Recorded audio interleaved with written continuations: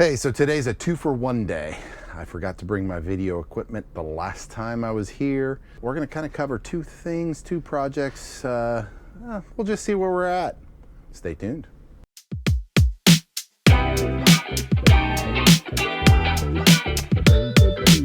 So yeah, we're back at the Marcotte house for a project of working on the bathroom today. We're trying to get this as done as possible today.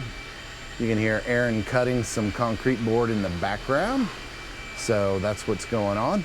Let me show you the concrete board and what we got done basically the last time we were here. So we finished the rough-in plumbing. We roughed in the shower faucet. So there's a tub spout down there. This will be for a handheld wand. And then of course, that will be for the shower head going up. So we have that all prepped, and now we're doing the walls. Over here, we've already started doing the walls. We have one row of concrete board here where we're gonna end up tiling. And so that's ready to go. And we're gonna continue doing that. So that's what's going on. So also prior to today, we did a little more plumbing. We knew previously, I showed you that up here, sorry we got stuff in the way, that pipe was not even connected. So we were venting sewer gases into the bathroom, which was crazy. Then we decided, hey, while we're at it, let's just kind of replace the whole mechanism here. And we needed to move the drain over a little bit more to accommodate the sink. And if I can show you this is what the drain pipe was. So you can look at that. That is what was being, yeah, there's hardly any gap in that. Look at that. Now, it was just a sink, and Aaron's cutting some more. So chances are it's still made. The water obviously got through, but that's just crazy. So we replaced all of that. We also did a little electrical rough-in. So these two round boxes are for the sconces on either side of the mirror. And then these are electrical boxes for the outlets either side of the mirror, right above the vanity, which will sit right there. And then over here we have at least boxes set. Hey, there's Aaron, say hi.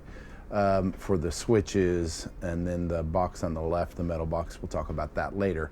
So now it's time to put in the walls, which is what we're doing today. As you can see behind me, we've been after it. So it's time to keep putting up walls so we can put paint and tile and whatever on the walls. As I said earlier, I didn't have my camera stuff for a few days, so I didn't get a chance to videotape. And on a bonus today, I have my cinematographer here. Say hoo-hoo. There you go. And so I get to narrate this and use my hands. How do you do jazz hands? Yeah. Something like that. So let's go walk down the aisle. Walk down the aisle. We did that about 32 years ago, so maybe not today. We'll just walk down the hall. Let's go. Let's look at what we got going on here. A lot of good work done in the bathroom.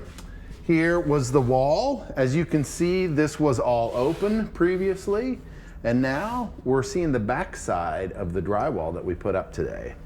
Here is our electrical. This is our box for all of our, I'll show you. We have a light, we have a fan, and then we have a fan light. And so that's all in this box. And this is, it's for heated flooring. I'm planning to put heated flooring in here. There's a couple of caveats that may prevent me from it, but now that we put the drywall up and cut the hole, we're pretty well committed to it. So that'll be cool. I love heated floors, and so I look for opportunities to put them in, even though it costs a little more and it's a little more work. It's worth it, if you ask me. So let's come in here and look at what we finished, what we got done today. Said earlier we were working on the walls, and fortunately we got the walls done. Look here, we got all the HardieBacker board up. So this is a special, it's called HardieBacker is the brand. It's concrete board. It's basically sheets of special concrete, and they're made so that tiles adhere to them, and they're also made so they're extremely rigid. The one thing, tiles are basically cemented in place, and then you put grout in between the tiles. With grout is just colored cement, is really all it is. So all of that forms a rigid surface, all that tile does. And if the backing behind that isn't rigid, if there's any kind of flex at all, those tiles, either the tiles them will crack or the grout will crack. So it's really important that you have a real solid surface for the tiles to adhere to. So that's why we put the HardieBacker up, in order for that to happen. If we look over here, we've roughed in for my plumbing. I generally showed the rough in earlier. These are test plugs, so the water is on, and then we're able to turn the water on to just make sure that there's no drips or anything. I left those in place just to protect the pipes while we put up the HardieBacker. I'll leave them in place generally when we're tiling, and then we'll be able to pull them and put the fixtures in once the tile is set and we're all good there. So that's all done. Unfortunately, we had to shim this wall out a little bit, so there's a ledge, a little lip here, which we're gonna have to deal with one way or another. I hate it, but it's just the way we had to do it. Here's the toilet. We've probably seen that before. Rough in for the toilet, the toilet closet flange, and then the pipe coming out is the supply pipe. And then over here is where the vanity's gonna be. As I showed earlier, but it was before the wallboard was up. We got the 2 lights up here and 2 outlets here, and here is the drain and the supplies for the vanity.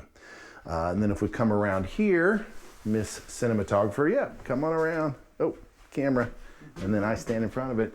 So here's the front side of that. This is all kind of roughed in. I just put this light switch in temporarily to turn the temporary lights on and off in here. And then this is where the heated floor thermostat will be.